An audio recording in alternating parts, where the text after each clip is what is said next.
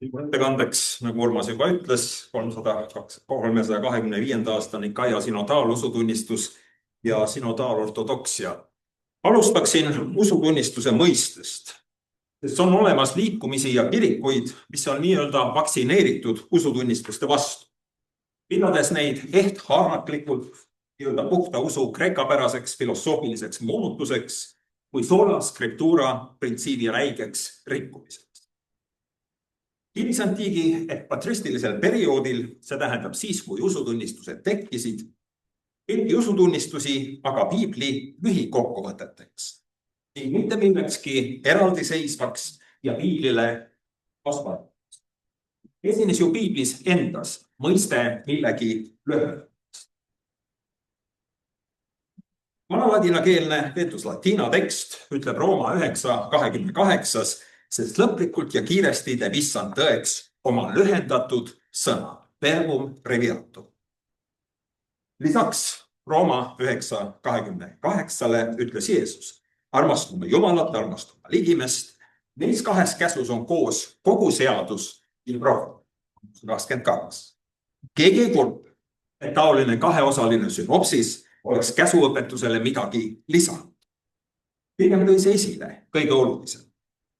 Teisisõnu, Jeesuse lühikokkuvõte ei olnud sugugi vähem piibellik kui kogu käsuõpetus. Või siis Mattuse 7. Kõik siis, mida te iganes tahate, et inimesed teile teeksid, tehke ka nendele. See ongi seadus ja prohvet. Jällegi, tegemist on radikaalselt kokku surutud resümeega Heebrea pühakirjast, ilma et see kuidagi seadusele ja prohvetitele liiga teeks või neile vastandaks. Ja lisaksin ka mõned kirikuisade tsitaadid. Johannes Cassianus 4. sajandil kirjutab. Usutunnistus on lühikene sõna, breviatum verb, mille issand koostas ususõnadest mõlemas testamendis. Nõnda sai kogu pühakirja tähendus surutud mõnesse lausesse ja kogu seadus lühendatud vormeliks, de incarnatione 6.4. Jeruusalemma Kyrillus 4. sajandil. Just nagu väike sinepiiva sisaldas endas suurt puud, nii sisaldab ka usutunnistus endas kogu jumalikku tarkust, nii vanas kui uues testamendis. Tema kateheetilised oratsioonid 5.12. Aquileia Rufinus 4. sajandil, see on üks esimesi apostliku usutunnistuse kommenteerijaid, kirjutab. Usutunnistus koostati issanda poolt antud elavatest kivikestest ja pärlitest. Ja nende all mõtleb Rufinus Jeesuse õpetusi. Expositio symboli kavas. Ja Augustinus seletab omakorda, sõnad, mida te olete kuulnud, see tähendab usutunnistuse sõnad, on pillutatud piiblis igale poole. Jutlus 398. Ja kateheetidele ta selgitab, et kõik, millest te kuulete usutunnistuses, on juba üles loetletud jumalikes pühakirja dokumentides. Tema jutlus usutunnistusest 212.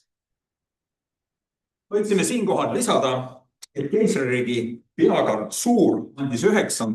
sajandi alguses korralduse retsiteerida usutunnistust pärast evangeeliumi, liturgilist lugu. Sest tegu oli ju piiblis öeldu lühikokku. Ja sellest alguse saanud sügavmõttelise tava ütles paavst Benedictus 8. aastal 1014. 6.–7. sajandi evangeeliumite untsiaalkoodeks E07 lisas usutunnistuse piiblikoodeksi päris lõpp, eksiga selleks, et evangeeliumites öeldud võtta kokku mõne lühikese ja meeldejääva lause. See ongi seadus, prohvetid ja evangeelium. Niisiis muistsetel kristlastel oli esiteks Pauluse väljend verbum breviatum ja teiseks Kristuse eeskuju pühakirja õpetuse lühendamisest meeldejäävatesse vormelitesse. Ja need kaks põhjust toodigi esile, kui hakati usku väljendama lühikeste usutunnistuslike lausetega. Oldi veendunud, et millest pühakiri rääkis pikalt ja laialt, oli lühidalt kokku võetud usutunnistustes. Näiteks kui võtta Priscillianuse ladinakeelne usutunnistus, vanuselt teine säilinud apostlik usutunnistus aastast 380, siis see on komponeeritud Catena põhimõttel. See tähendab pühakirjast võetud aheltsitaatide abil. Veskilianus mainib üht usutunnistuse klauslit ja siis tsiteerib pühakirja, kasutades sissejuhatavat lauset sicut scriptum est. Seega veel kord, usutunnistust ei peetud millekski, mis piibliga konkureeriks, vaid pigem piibli lühikokkuvõtteks, verbum breviatum'iks. Kristliku mitmeklauslilist usutunnistust kui verbum breviatumi hakati tarvitama ristimisriitusel ja sajandeid hiljem ka euharistia teenistusel. Ristimisel tarvitati usutunnistust küsivas kõneviisis ja enamasti algussõnadega mina usun. Kateheetide harimisega, riitusega traditio ja reditio sümbooli sai eluõigusega deklaratiivne usutunnistus ja liturgilise usutunnistuse kasutamisega ka sõnastus meie usub. Põhimõte, et usutunnistus on piibellik piibli kokkuvõte, on tõene Kaia synodaalusutunnistuse puhul, välja arvatud paar tehnilist terminit ja anateemi. Otseseid pühakirja tsitaate on küll vaid 2. Need on just need, mida te hästi ei näe tumedas kirjas. Kuid kõik ülejäänu tugineb siiski piibli tekstidele. Laia semantilise väljaga oskussõnad, usia ja homuusios kasutamine põhjustas mõistagi süüdi mittepiibellike sõnade tarvitamises. Kuid see näitab omakorda ilmekalt, et kõike ülejäänud peeti järelikult piibellikuks. Ja tabelis on toodud vaid mõned näitlikud kirjakohad, millele need klauslid tugineb. See on ka ilusti ilma nende kirjakohtadeta siis jaotusmaterjalide tekst näha. Nüüd 325. aastani Kaia kirikukogul heaks kiidetud usutunnistus oli aga usutunnistuste ajaloos täiesti uus nähtus. Tegemist on esimese synodaalusutunnistusega. Synodaalusutunnistused on usutunnistused, mida aktsepteeriti kirikukogudel ja mida aktsepteerisid sinna kogunenud piiskopid. Synodaalusutunnistuse teke on seotud ariaanluse tüliga. Uuemas kirjanduses kutsutakse seda küll neutraalsemalt Aleksandria tüliks, mis puhkes 320. aastatel. Teatavasti oli see üks varakristluse suuremaid kontroverse, mis põhjustas taolise sümbolonide vorpimise, et 4. sajandit peetakse õigustatud synodaalusutunnistuste sajandaks. Oxfordi 4-köitelises usutunnistuse antoloogias, mis avaldati 2017, on nii Kaia ja Konstantinoopoli kirikukogude vahelisest ajast toodud 166 lehekülge usutunnistusi ja usutunnistuslikke dokumente. Tõesti palju usutunnistusi.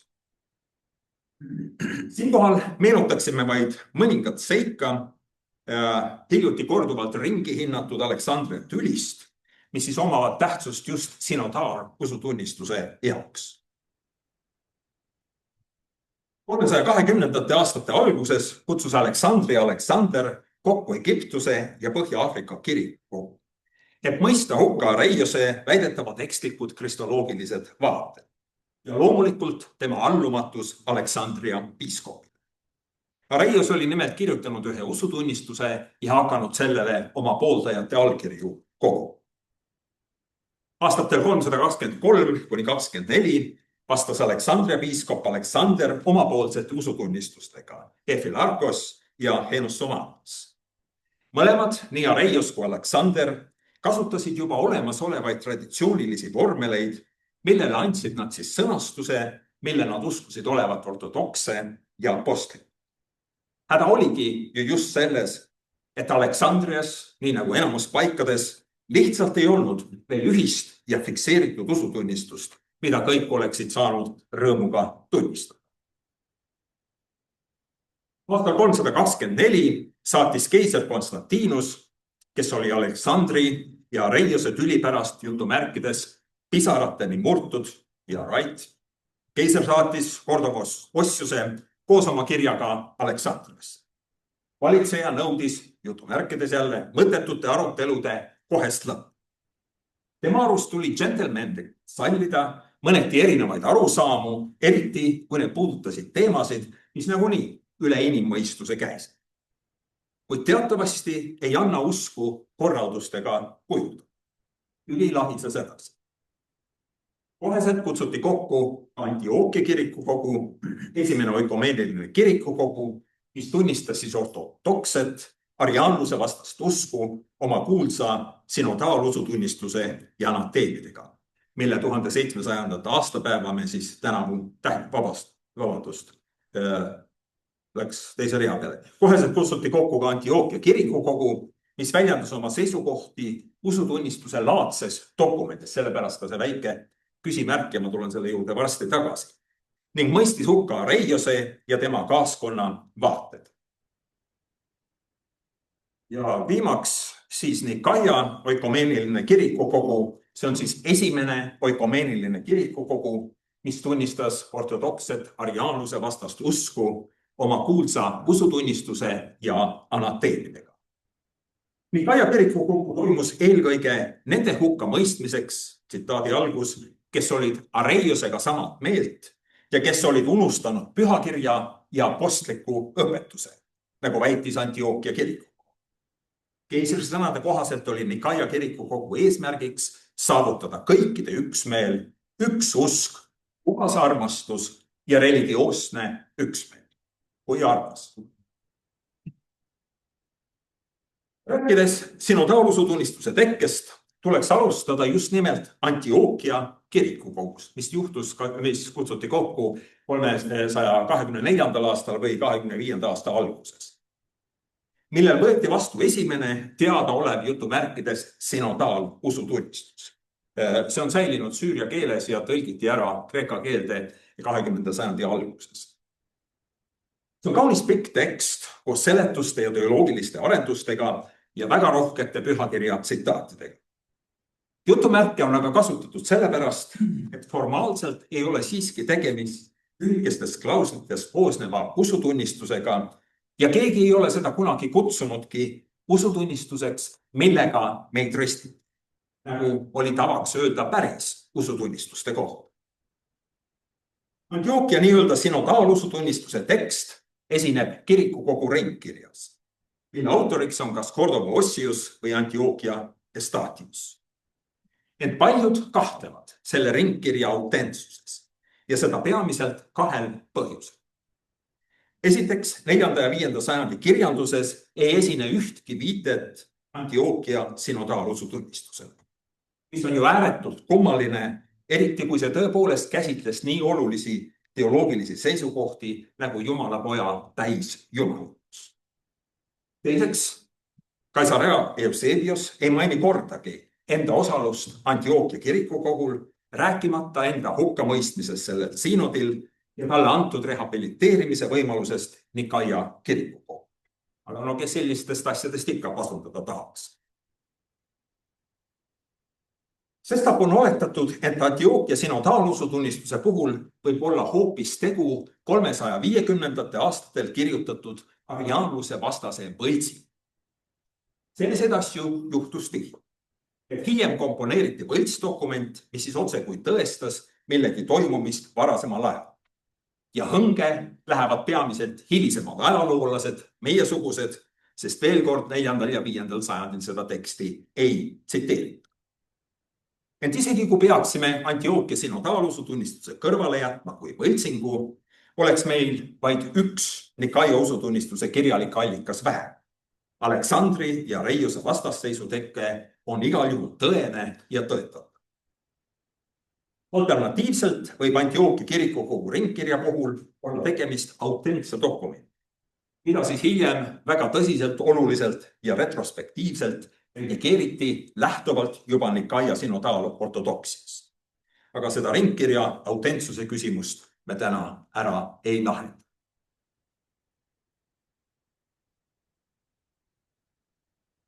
Järgmiseks ja esimese nii-öelda päris sinodaalusutunnistuse Nikaia laiema ajaloolise konteksti ja olude mõistmiseks tuleks mõni sõna öelda ka keiser Konstantinuse riigimehelikust asjasse sekkumisest ja tema tasapisi võimenduvast Areiose vastasusest. Alates Elvira kirikukogust aastal 314 kutsus just nimelt keiser kokku suured kirikukogud.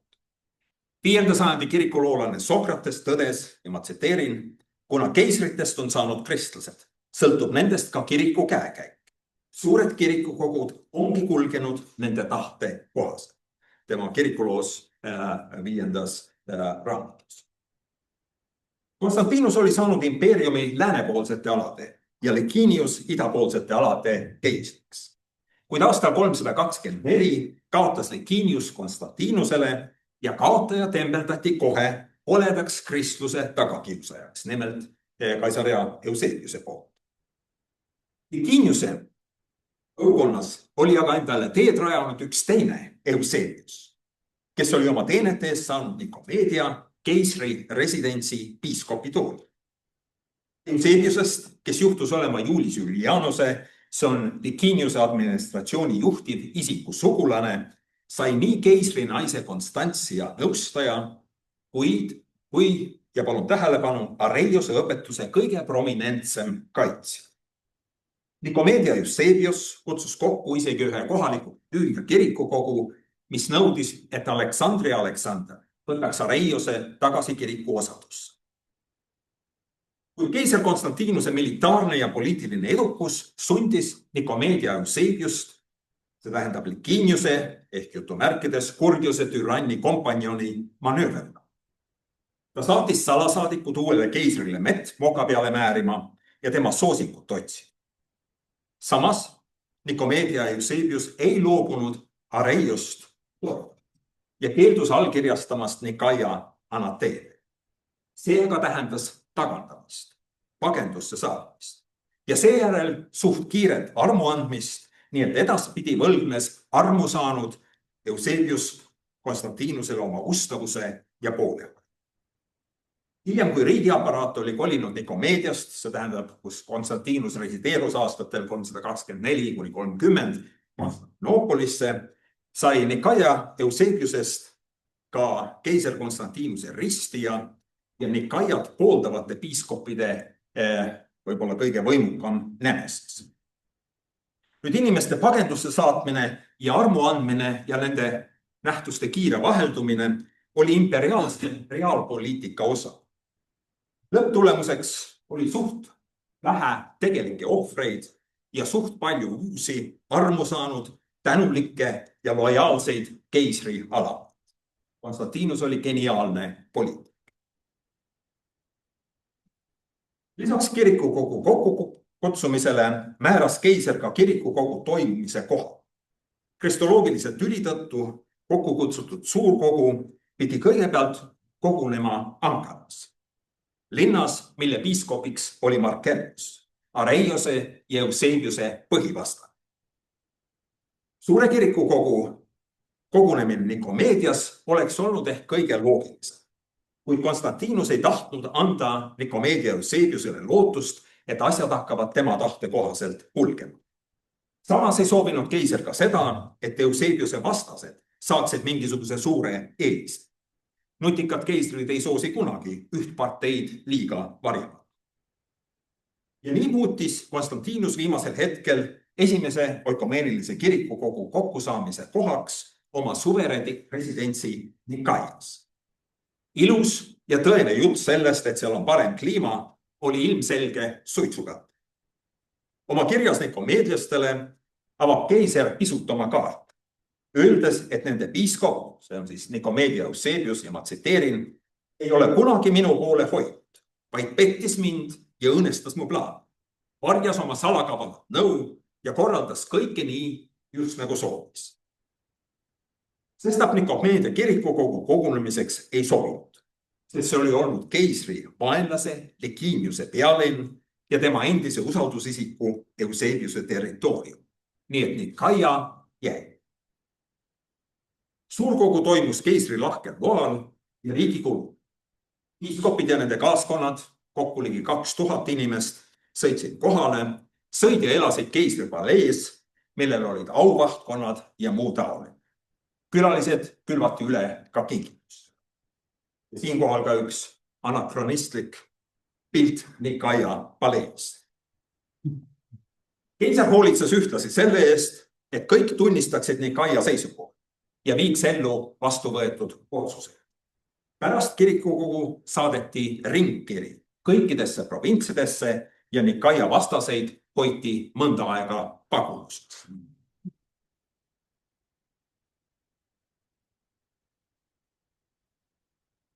Aga ehk aitab sissejuhatustest. Enamus meist teab ehk 381. aasta Nikaia Konstantinoopoli usutunnistust peast. Aga jaotusmaterjalil, mis käis siin ringi, oleks siis veel kord 325. aasta Nikaia synodaalusutunnistus. See on ka vormilt usutunnistus ja mitte pelgalt usutunnistuse laadne dokument, nagu see Antiochia synodaalusutunnistus oli. Nii et Nikaia oma on lühike, kindlate klauslitega, kolmese struktuuriga ja algab sõnaga pisteu. Nikaia kirikukogu aktid, akta ehk ametlikud ülestähendused ei ole säilinud. Ja samuti ei ole teada, kas neid ka üldse kunagi tehti. Seepärast ei ole olemas ka Nikaia usutunnistuse nii-öelda originaaltekst. Kõige tuntum kreekakeelne Nikaia usutunnistuse tekst pärineb Efesuse kontsiili aktadest aastal 431. Kyrillos olevat autentse tekstiversiooni Aleksandria arhiividest kaasa. Ent lisaks Efesuse kirikukogu aktadele tuleb Nikaia rekonstrueeritud synodaalusutunnistuse täpse sõnastuse osas arvesse võtta veel teisigi allikaid. Kõige varasem säilinud variant leidub ühes Caesarea Eusebiuse kirjas, mis on talletatud Athanasiose de Decretise lisas. Siis Athanasiose enda traktaadid de Decretis ja de Synodis, mis olid suunatud kõigi nende vastu, tsiteerin, kes võitlesid Jumala vastu.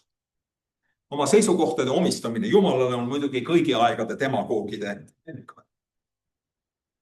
Athanasios ilmselt lisas anateemidesse ka sõna on loodud kandilistes sulgudes, hektiston, sest see puudub teistes säilinud tekstivariantides. Ja neile lisanduvad siis veel pisut hilisemad tekstinäited ja siin on mõned pandud Basileiose kiri, Epifanose kiri ja Kyrillose traktaadid, õieti mitte traktaadid, vaid kirjad, kus ta usutunnistust kommenteerib. Säilinud kreekakeelsed tekstinäited aga erinevad üksteist kas või pisut. Ja seepärast räägitaksegi käsikirjade põhjal rekonstrueeritud usutunnistuse kriitilisest tekstist koos tehnilise aparatuuriga. Nikaia synodaalusutunnistus on traditsionaalselt 3 osa. Ja seal jaotusmaterjalis need rasvasemad jooned eraldavad neid osi. Esimene klausel on Jumala isast, teine klausel vaiendustega, mis käsitlevad poja igavest sündi, isast ja täpsustavad, et poeg on ainusündinud isa olemusest, lisavad litaanialaadse Jumal Jumalast, valgus valgusest, tõeline Jumal tõelisest Jumalast, kinnitavad seni öeldud veel 2 klausliga sündinud, mitte loodud ja olemus ühtne oma uusi isaga ning lisavad mõned soterioloogilised klauslid. Nüüd taolise kristoloogilise täpsustusega Nikaia synodaalusutunnistus pigem eemaldus valdavast filosoofilisest mõttetrendist kui mugandus sellele. Arutasid ju nii-öelda paganlikud filosoofid, see tähendab igat sorti platonistid, logose kindlalt Jumalale ehk ülitäiusele ning eitasid intelligiibse ja materiaalse otsest kokkupuudet ja Jumala lihaks saamise võimalikkust, aga kõike seda synodaalusutunnistus tegi. 3. klausel on ülilühike klausel, pühast vaimust, põhimõtteliselt usume pühasse vaimusse, punkt. Ja siis anateemid, mis mõistavad hukka teise klausli laiendusele vastu käivad seisukohad. Kui varasemad usutunnistused kujunesid aja jooksul ja eelkõige kiriku liturgilises praktikas, siis nagu juba varem nimetasime, 325. aasta synodaalusutunnistus sõnastati piiskopide poolt ja kohapeal. Eesmärgiks oli luua ortodokse usu etal. Synodaalusutunnistus oli tõepoolest novaatorlik nähtus, autoriseeritud, avalik, legaalne dokument, mis defineeris ortodokset usku kogu kristliku kiriku jaoks ja retsiteeris ühiselt meie usume. Teisisõnu, synodaalusutunnistus on teoloogide ja kirikujuhtide töökoht. Huvitavad siinkohal tähendada, et esialgu ei kutsutud Nikaia sinodaalusutunnistust isegi oskussõnaga sümbol. Veneziana Niketa eelistas näiteks sõnaühendit Nikaenus traktatus, see tähendab Nikaia traktaat. Ja seda see usutunnistus tõepoolest teatud mõttes oli. Nikaia sinodaalusutunnistuse uus funktsioon, eesmärk ja spetsiifilisus olid ka põhjuseks, miks 325. aasta usutunnistust ei kasutatud ristimisel. Vähemalt ei ole taolisest kasutamisest meil mingid kindlad andmed.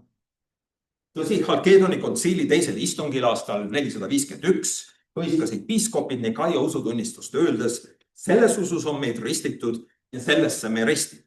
2.12. Kuid tegemist on üldise väitega ja teatud sorti ortodokse usu jaotamist. Seega ei tähenda Nikaia usu või niisuguse heakskiit fakti, et Nikaia sinodaalusutunnistuse teksti oleks kasutatud ristimisel selle esialgses 325. aasta sõnastuses ja koos anateemidega. Nüüd on meil üks pilt, natukene varjab seal, aga pole hullu. Järgmiseks tuleks rääkida mõnedest filosoofilistest mittepiibellikest terminitest, mis olid siis Nikaiale pinnuks silmas.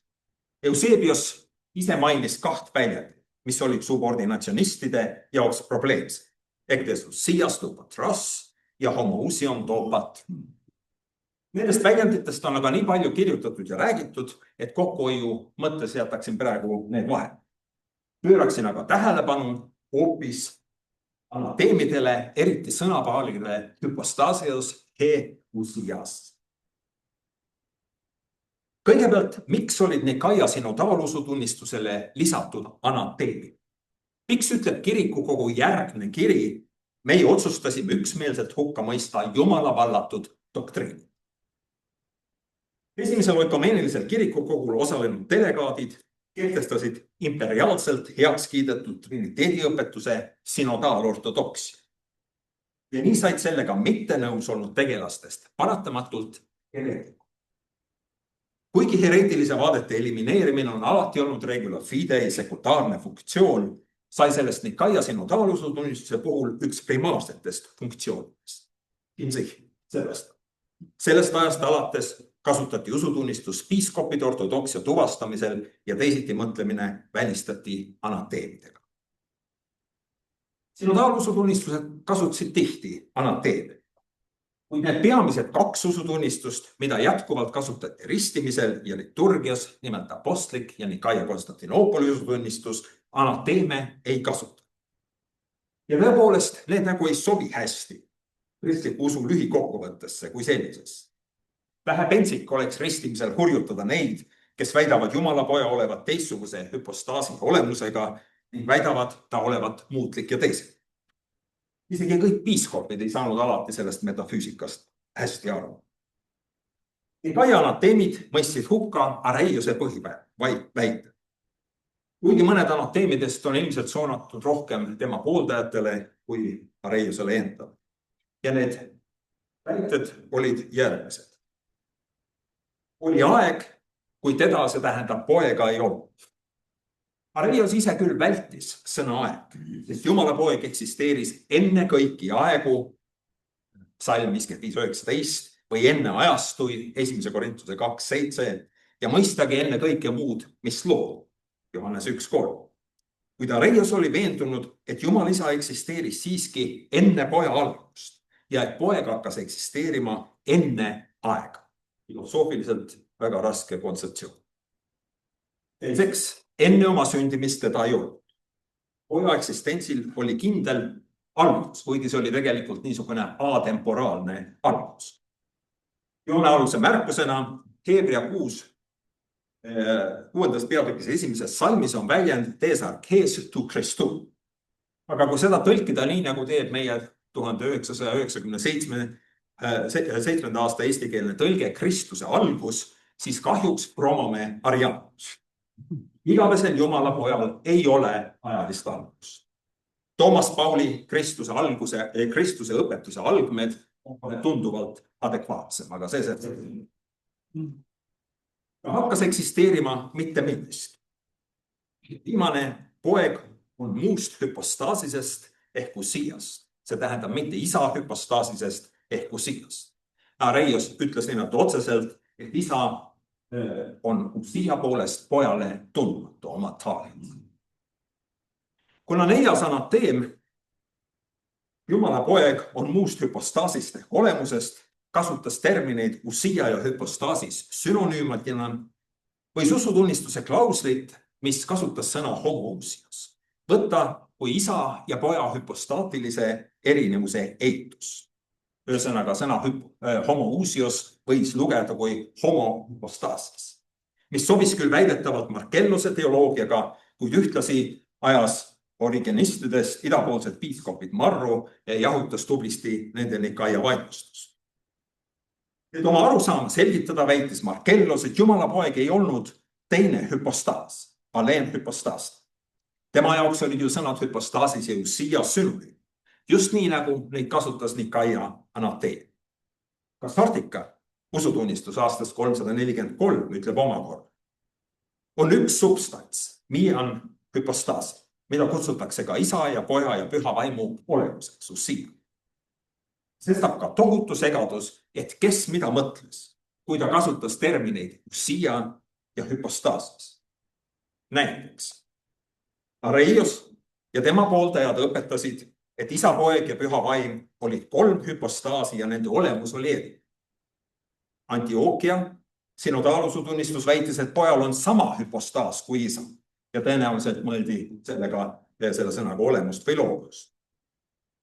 Nikomedia Eusebius õpetas, et poja usia oli isa omast erinev. Markellus õpetas, et isa ja poeg olid igavestest aegadest üks hüpostaas. Veronase Narcissus seletas Ossiusele, et isa, poeg ja püha vaim olid 3 usia. Ja veel kord Nikaia hüpostaasis he usia, mida mõned ladinakeelsed tõlked tõlgivad ainult ühe sõna, substants. Ja see ei ole laiskusest tulnud tõlkeviga, vaid neid sõnu peeti tõepoolest absoluutselt sünonüümseteks. No võta sa siis kinni, kas Jumalal on 3 loomust või 1 loomus, usia. 3 isikut või 1 isik, hüpostaasis. 3 substantsiat või 1 substants. Isegi peale sinodaalortodoksia kehtestamist Nikaial oli adekvaatse triniteediõpetuse teoloogiline, filosoofiline põhjendamine üks pikk ja valuline protsess. Ning on igati mõistetav, miks näiteks Hansen pani oma enam kui 900 leheküljelise monograafia pealkirjaks kristliku Jumala doktriini otsing, The Search for the Christian Doctrine of God. Alles Kappadookia kirikuisad asusid kreekakeelseid termineid eristama, vahet tegema, mõistetel usia ja hüpostaasis üksteisest lahutama ja täpsemalt defineerima. Teiseks, anateemi Jumala poeg on muust hüpostaasisest ehk olemusest, puhul ei ole eriti selge, et millist seisukohta see täpselt hukka mõistis. Ja võib-olla see ongi meelega jäetud segaseks. Nikomedia Eusebius ja tema, jutumärkides rööblite bande, salgas üldse poja olemist isa usiast. Ilmselt selle tõttu, et öeldu eitada isa ja poja hüpostaaside erinevust ja olla hoolikalt maskeeritud kiviviskamine 3 hüpostaasi teooria kapsaaed. Ja siis tuleks veel lisada, et sinodaalkirjas egiptlastele, mis võttis kokku Nikaia kiriku teemid, on 4. anateemi asemel aga midagi, mida Areios teadaolevalt ei õpetanud. Me peame meeles pidama, et 4. sajandil tunti Areiose tekste, mis ei ole säilinud ja millest meil ei ole aimugi. Nimelt, et poja vaba tahe on võimeline nii headeks kui halbadeks tegudeks. Ka see mõisteti hukka. Ja siis probleemi üle, et kas poeg on muutlik või teisega. Selle üle arutleti juba enne Nikaia kirikukogu.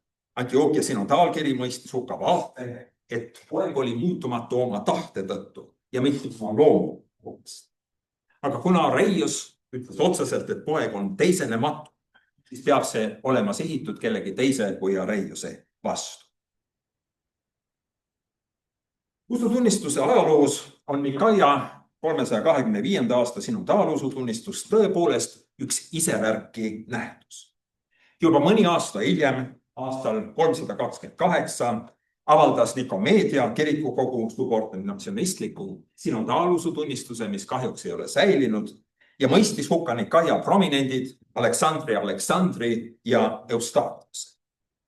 Seejärel tuli pea 20-30 aastat kummalist ja nõutut vaikust. See tähendab, Nikaia usutunnistust lihtsalt ei maininud. Kuigi Jumalapoja ontoloogilise staatuse küsimuse üle arutati edasi ja alternatiivseid usutunnistusi koostati suure hoolega. Hilarius tõdes, ma tsiteerin: peale Nikaia kirikukogu polnud muud kui üks uute usutunnistuste vihtu. 4. sajandi lõpus ja 5. sajandil funktsioneeris aga Nikaia sinodaalusutunnistus kui ortodoksia lakmuspaber, Efesose kaanon 7. Ent siis hakkas see jääma täiendatud Nikaia Konstantinoopoli usutunnistuse varju ja kadus 6.-7. sajandil üldse kasutus. Viimasel oikumeenilise kirikukogul, see on siis aastal 787 Nikaial, tsiteeriti juba ainult Nikaia Konstantinoopoli usutunnistust. Algselt sai otsustatud nii, et mina räägin üht-teist 325. aasta usutunnistusest ja siis räägib Tauri sellest, kuidas 325. aasta usutunnistusest kasvas välja 381.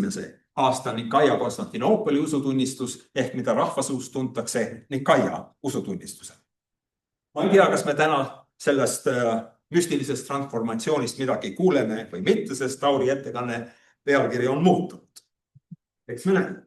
Aga lõpetuseks osutaksin siiski tähelepanu faktile, et 325. aasta Nikaia usutunnistusel ei ole mingit kaasaegset jätkuvat oikumeenilist tähtsust, sest seda juba ammu enam ei öelda kuskil ja mitte kellegi pool. Et rääkida peale lõunapausi teemal Nikaia ja kaasaja oikumeenia, tuleks siiski see hüpe teha 325. aasta usutunnistuselt 381. aasta usutunnistusele, sest vaid viimasel on jätkuvalt suur oikumeeniline tähtsus. Suur tänu! Meil on aega mõned minutid, et kui kellelgi on reaktsioone, küsimusi, proteste, luulevormis, aga ma olen juba siin 2 kätt. Küsimus, et kuidas tänapäevased teoloogid tõlgendavad seda näilist vastuolu, et Nikaia kirikukogu toimus püha vaimu juhtimisel ja keisri kulul? Need asjad võivad vahest koopereeruda ka imelisel viisil. Ja eks ta nii oligi, et mõlemad faktorid olid seal mängus. Üks süüriakeelne tekst ütleb, et seal ei olnud mitte 318 piiskopi, vaid 319 ja püha vaim on ka nimekirjas. Nii et usuti tõeliselt, et püha vaim juhtis seda kirikukogu nõupidamist. Aga kulud lasti siiski keisril kanda. Suurepärane koostöö. Meil on millest õppida täna. Minu küsimus on selles mõttes puhttehniline, et kuidas kirikuloolaste hulgas on arvatud. Te mainisite 2 asja, et üks on see, et me kõiki Areiuse kirjutisi ei tunne, mida 4. sajandil tunti. Selle tõttu me ei tea ka, kas see viimane anateem Nikaia usutunnistuse juures on suunatud Areiuse vastu või kellegi teise vastu. Ja teine fakt oli nüüd see, et tõesti tekib selline allikate poolest meie jaoks vaikus Nikaia kirikukogu järelperioodist kuni 350-ndateni või vähemalt 340 aastateni. Et kas see vaikus kõneleb sellest, et mingisugused muud aktuaalsed asjad tulid esile, vaidluse fookus kandus mujale, või võib see olla ka seotud sellega, et me lihtsalt paljusid tekste erinevatel põhjustel ei tea, kuna need ei ole meieni jõudnud ei otse ega refereerituna. Aitäh. Vähe on meieni jõudnud, vähe on säilinud. Vahest on viiteid kirikuisade teostes dokumentidele, millest me teame ainult pealkirja, me nende sisu ei tea. Arvesse tuleb võtta seda, et kõik allikad, mis on säilinud, on tugevalt poleemilised, kallutatud ühele või teisele poole ja tuleb hulk konstruktsiooni teha enne, kui üldse nagu võiks pihta saada, mis toimus, sest see retoorika on väga voha seal nendel asjadel. Miks selline vaikus? Asi on ju selles, et Konstantinuse surma järgi sai keisriks tema poeg Konstantius, kellel meeldis homoioslaste kristoloogia märksa rohkem kui Nikaia. Ja vaikselt hakkas siis nii-öelda riiklik toetus subordinatsioniste uuesti toetama. Ja tänu sellele hakati ka tegema palju uusi usutunnistuse ja see jäigi tegelikult 60. aastatel sai see ametlikuks kristoloogiaks Rooma impeeriumis kuni siis teise orgameelise kirikukoguni, nii et see nihkus nagu Nikaiast eemale. See niuke, kuidas öelda, enamlaste vaade. Ja see on ilmselt kõige parem põhjus, kuidas seda seletada. Kas on ta nii? Valav hakkas ikkagi. Mul oli hea meel kuulda, et ka selliste tähtsate tekstide nagu usutunnistus puhul on tarvis seda kokku leppida erinevalt käsikirjadest. Teaduse jaoks argipäev. Aga ma kuulsin sinu ettekandes ka sõna võltsing, et kuidas sellega varases kirikuloos ümber käiakse selle terminiga võltsing, et mille kohta saab öelda võltsing, mille kohta mitte tegelikult? Jah, see on ka hea küsimus, sellepärast, et kas oluliselt redigeeritud dokument, kus on kõik eetilised vaated nagu välja võetud, piibli alaselt rääkides näiteks Priskilianuse ja Pauluse kirjade sissejuhatused. Need on nii raskelt redigeeritud, et sellest algsest autorist ei ole suurt midagi järgi jäänud. Ometi kuskil üle 20 Vulgata käsikirjale on need asjad lisatud. Nii et jah, võta kinni, kus see võltsingu piirjoon läheb, aga selle dokumendiga on lihtsalt see asi, et tõelist täielik vaikus on selle kohta ja kuna meil on sellest ajast palju näiteid dokumentidest, mis on hiljem kirjutatud, et kajastada mingisugust varasemat sündmust, siis sellised teadlased, kahtlustavad teadlased on oletanud, et äkki siin on ka tegemist mingi kahtlase asjaga või ringi kirjutamisega või kuidagi hilisemate seisukohtade kirjutamisega varasesse dokumenti niisuguse asjaga, aga võltsing on väga ebamäärane mõiste, tõsi see on, jah. Aitäh. Kas on teada, kas selle kohta midagi, miks Konstantinus Suur enne oma surma oma meelt muutis? Jah, selle kohta on palju oletusi ja üks Kristusest mitte väga lugu pidav autor väitis, et Konstantinuse patud olid nii suured, et ta üheski teises religioonis ei saanud neid andeks, ainult Kristuses, ja selle tõttu lasi ennast ruttu enne surma ristil. Võta kinni, jah, seal olid tõesti väga koledad juhtumid enne kui ta suri, ta lasi oma naise saunas surnuks kuumutada ja igasugused huvitavad asjad seal toimusid, nii et ei tea, aga keisritegi puhul on see asi, et siiras usk ja poliitilised kaalutlused, need on nii lootusetult segamini läinud, et ega me nende südamesse ei näe.